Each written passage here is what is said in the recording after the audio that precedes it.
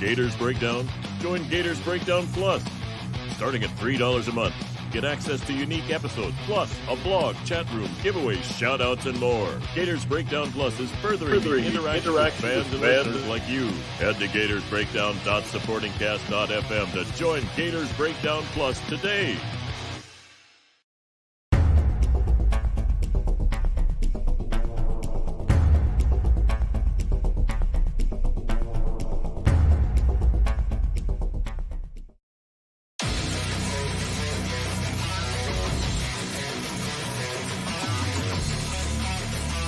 Gators Breakdown, because there's never a dull moment in Gator Nation.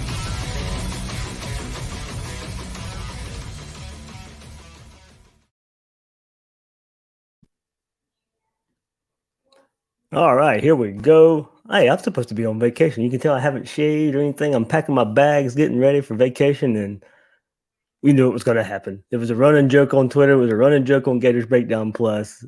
I'm going on vacation. Of course, some good news is going to happen for the Gators. So there it is. I'm the host of Gators Breakdown, David Waters. You can find me on Twitter at GatorDave_SEC. I got some free time. I leave in 2 days for Jamaica. So packing up, get the tech start flying, be prepared, and there it goes. Big time commit for the Gators. Shemar James, linebacker from the state of Alabama, commits to Florida, and this is the big one. This is a big one. Pulled him from Alabama, basically. He visited Alabama when the dead period ended. Recruiting opened back up to go to campuses. Alabama was his first visit. He didn't commit to Alabama after that first weekend. Named Florida and Alabama his finalist not long ago. Visits Florida this past weekend. Fresh off the visit, commits to the Gators. And this is the big one.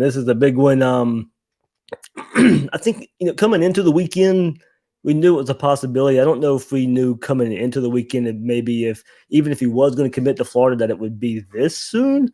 But Gators get a big one here with Shemar James. And I mean, when I say big, I mean, look, you guys, I won't stress, you listen to Gators Breakdown enough, stars matter and all that. You had just a couple crystal ball inklings that James would end up at Alabama, but that was not the case. The Gators get a commitment from James, the 146th ranked player in the 24/7 Sports Composite, 15th ranked linebacker, 7th ranked prospect out of the state of Alabama. He's a 94.25 recruit on 24/7 Sports. A big time commitment for the Gators.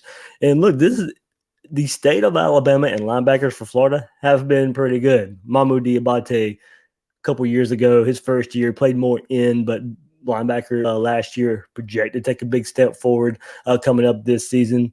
And then Jeremiah Williams last cycle, another big-time linebacker pull from the state of Alabama. Florida had to hang on tooth and nail for him.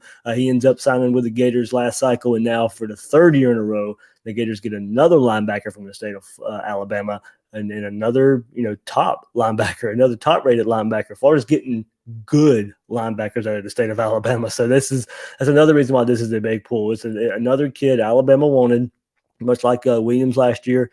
And look, Florida, these are the battles you have to win on a consistent basis. And I know everybody was kind of up in arms about Isaiah Bond and him visiting Alabama this past weekend and taking a ride with Nick Saban in a vehicle, and people saying, "Oh, well, what's going to happen with that?"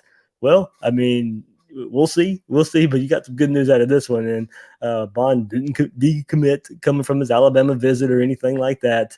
We'll see where that goes. But these are the battles. If you want to recruit with the big boys, these are the battles you have to win. So even Bond's in the state of Alabama, taking visits to Alabama, don't be all up in arms about it. You got to recruit with the big boys.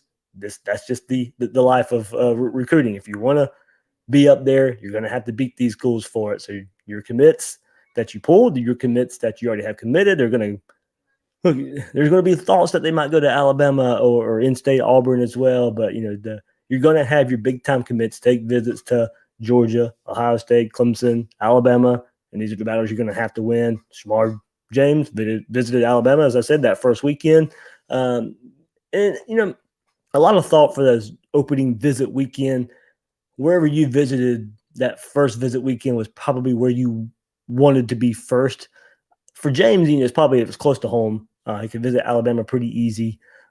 Takes that trip, and then as I said, go through the timeline and names Alabama and Florida his finalist. Visits Florida. Mamu Diabate is his host.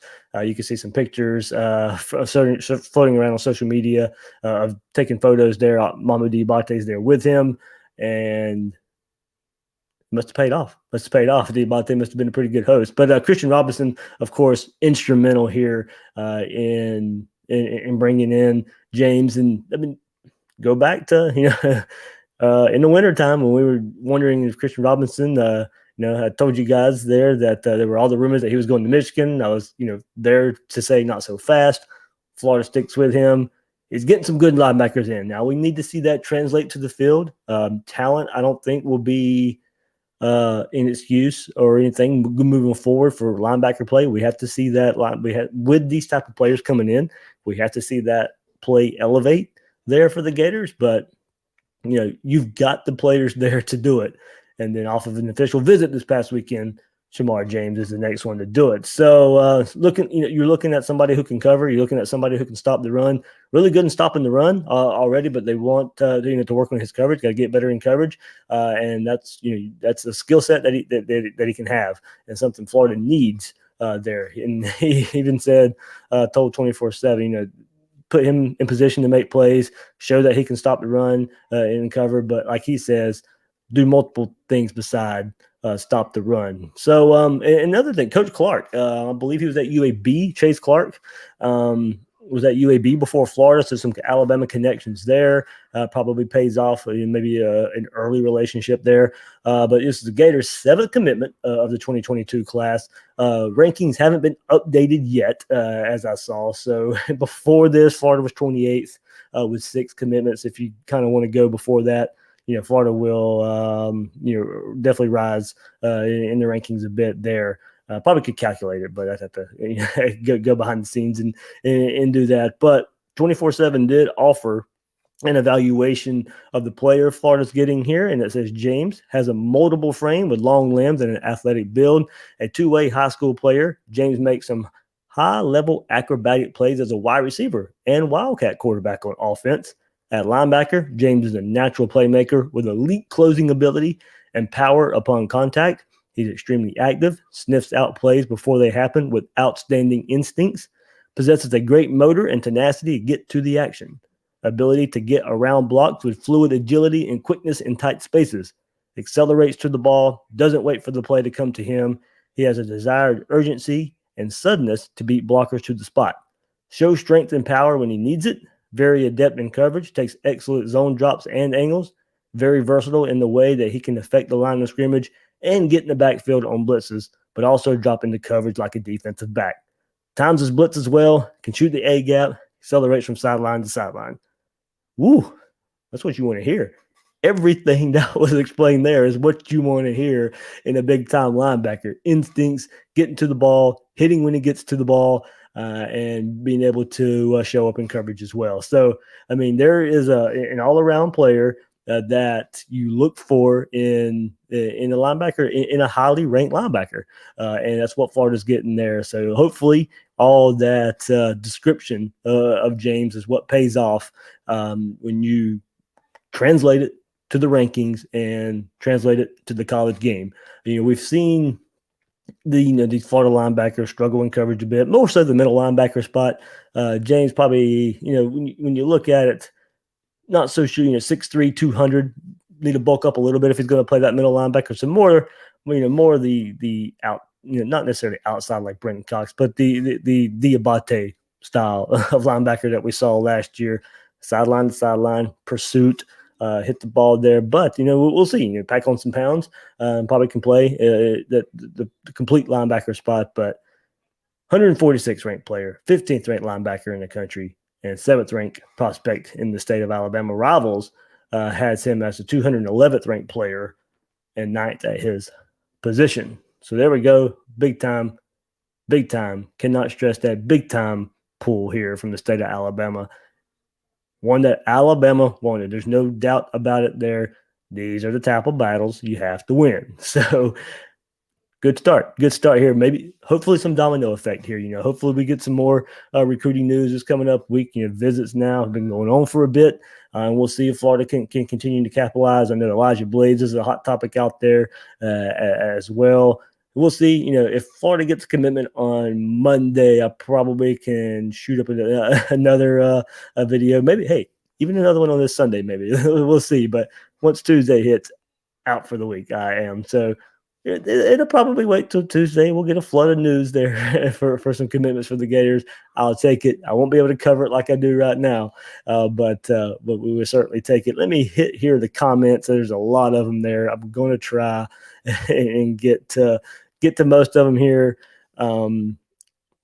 Mikhail Hearns says if he committed to Bama, I bet he would have jumped 75 spots and get a 5th star.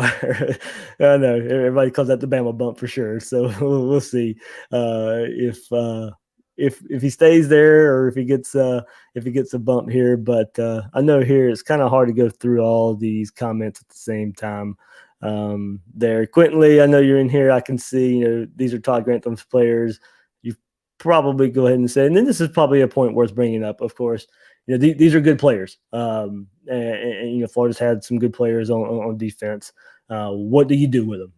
That's the next step here, and especially linebacker position. As I mentioned, they've left a lot to be. Look, the whole defense left a lot to be desired last year. Let's not kid ourselves. But linebacker, of course, hasn't been a special position from Florida. You've had some good performances from David Reese. You've had some good performances from Ventrell Miller. Diabate was learning on the spot last year.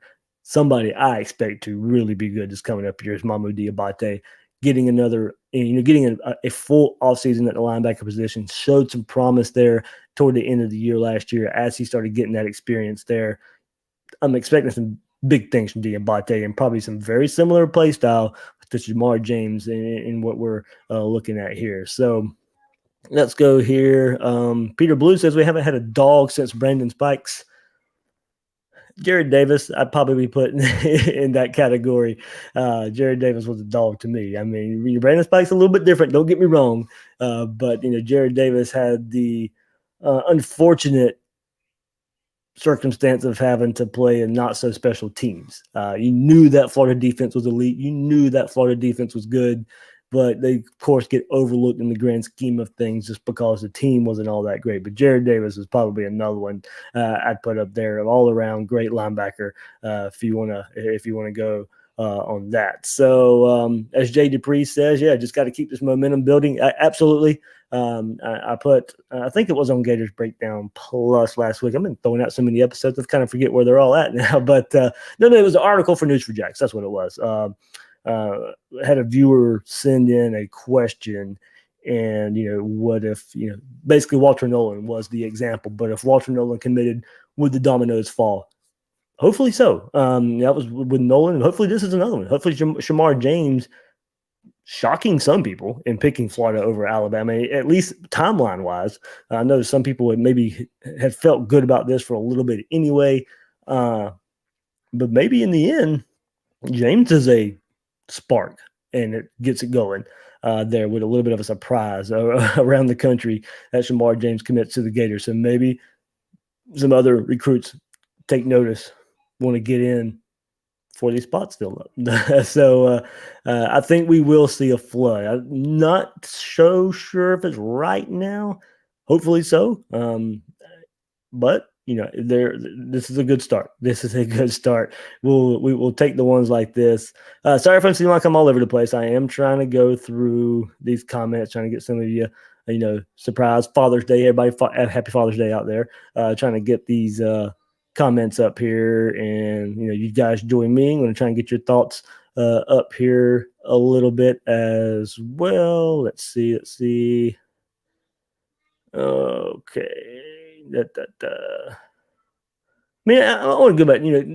Good for Christian Robinson too. I know he did get a lot of flack for the staff. Dan Mullen keeping him there with some of the performance here. Their recruiting hasn't necessarily really been an issue for him. We have known he's one of the best recruiters on staff for the Gators. He continues that with this big time commitment with James. But now, as I said, one more time, we need to see that next step at linebacker. And I kind of think we'll get it this coming up fall. All right, there we go. And Jay Dupree, there you go. And I've said that too. That was one of the first lines I think I said in that article. Talent wants to play with talent. I've always said that. I believe that once you get the big time recruits, once you get, I think, one or two early in the class, I think dominoes can fall. There, I think it helps a little bit. And this is on a smaller scale. I don't want to make too much out of it. But remember Jason Marshall last year. Jason Marshall commits to Florida, and look, like I said, it's a little different because there's a relationship there already. But you had Corey Collier commit the day after. Yes, it's his teammate in high school, but those type of things happen. You get some players that create bonds, have some great relationships. It can happen. These top players can want to play with each other. I think that's what's happened at Georgia a little bit, and I think you can say there's a Georgia bump, or maybe some of their prospects have been overrated in some of these classes. They're still winning a whole lot of ball games, but I think that's kind of something that's happened there in the last few years. Or a lot of players want to play with players, and I think that's kind of what's happened at Georgia a little bit too. Maybe we can see it happen at Florida a bit. So. Start getting some of these top players here. Shemar James, Walter Nolan, hopefully coming up. We'll see where that one goes. I think that one might drag out a little bit there. You got his dad involved in trying to get some get everything in order there. He's the kind of one who put his foot down when Nolan made it sound like he wanted to commit to Florida right after his visit.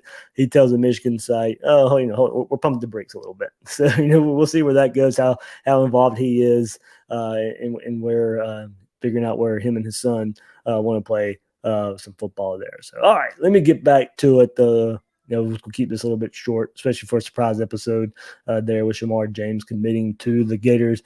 Get back to Father's Day. Get back to packing for vacation and all that stuff there. If, like I said, any big news happens in between now and late Monday, I can probably hop on. Everybody, tomorrow on Monday, we'll extend the preseason magazine talk.